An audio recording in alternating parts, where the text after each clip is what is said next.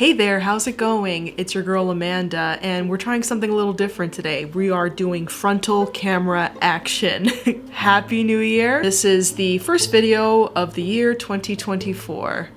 I am going into 2024 with a brand new perspective because I am doing something very much out of my comfort zone.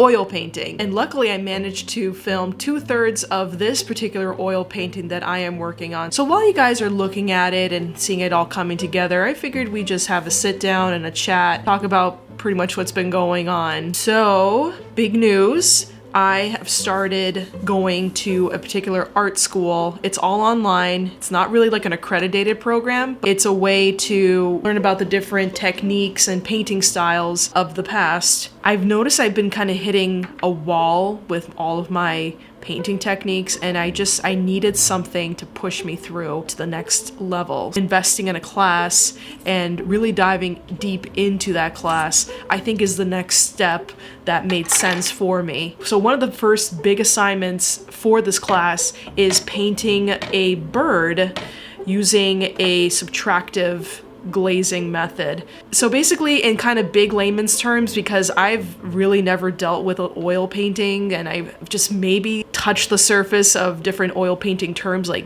glazing, because like what the hell does that even mean? To start it all, I take a canvas and I put a ground on it, which is this brown kind of oil paint color. And then I take a tool like Q-tips, subtract paint off of the canvas wherever there's highlights. And just doing that alone was really, really cool. You can see the bird taking shape. It kind of felt a lot like scratch art. You're just scratching away at the surface to make a picture underneath. What was really cool and where I actually filmed was glazing. Glazing is kind of like stained glass window effect, where you just take a transparent color and you put like a flow medium to it to make it very loose and extra thin, and then you just glaze it over areas of where that specific color is. I'm in love. I think it's such a beautiful process, and I could have just been there all day. I was kind of putting it in the background, feeling it there, and then I put it on my bird's feathers, which...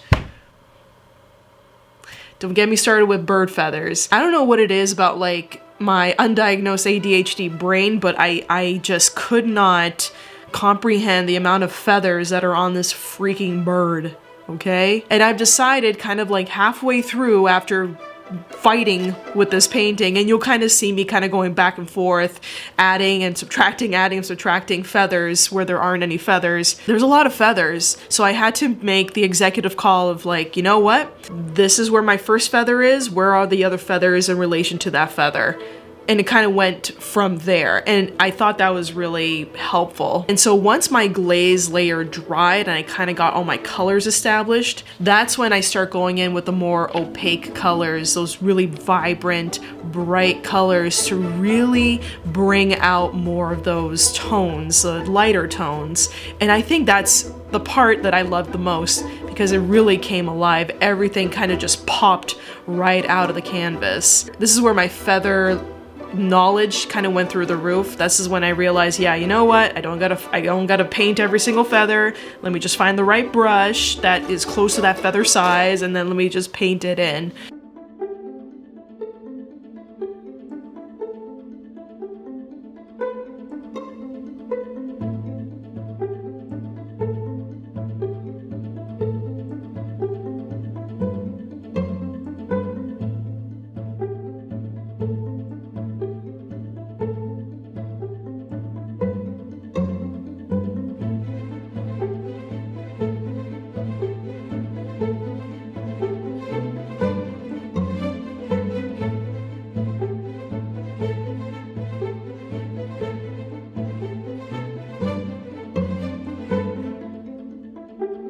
Oh yeah, and let me say, I got a whole brand new brushes. I got all these brand new paints.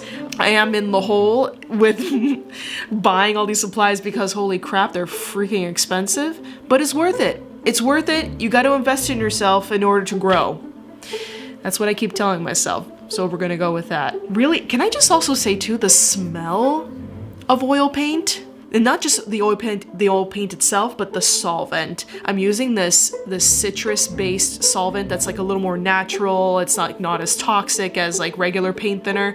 Yeah, it is low-level, beautiful smells. It gives me this like apothecary, mad scientist smell, and I'm living for it. I could be huffing fumes and not even know it, but I'm living for this smell transformation. Just walking into the studio and smelling the smell of that linseed oil and the terpenoid, it's like, it's pure magic. It's like, if I could bottle that and make that into a candle, well, the house would explode. But if I could make that into a candle, I would love smelling that.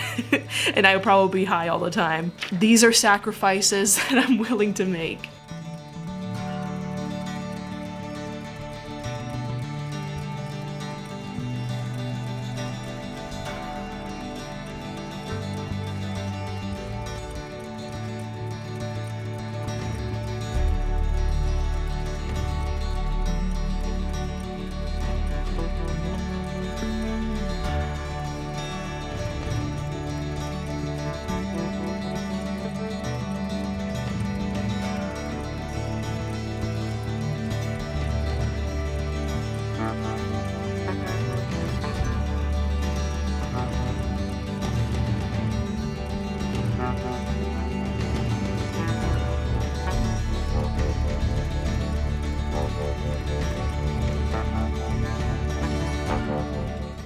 And by the end of it, I got something that, for my first ever oil painting,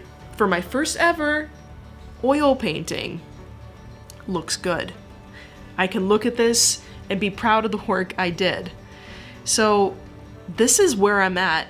I'm trying new things with oil paints and eventually moving on to using oil paints with my acrylic paintings and seeing where it goes and understanding really what my voice is in all of this. What's my style? What makes sense for me? What message do I want to give?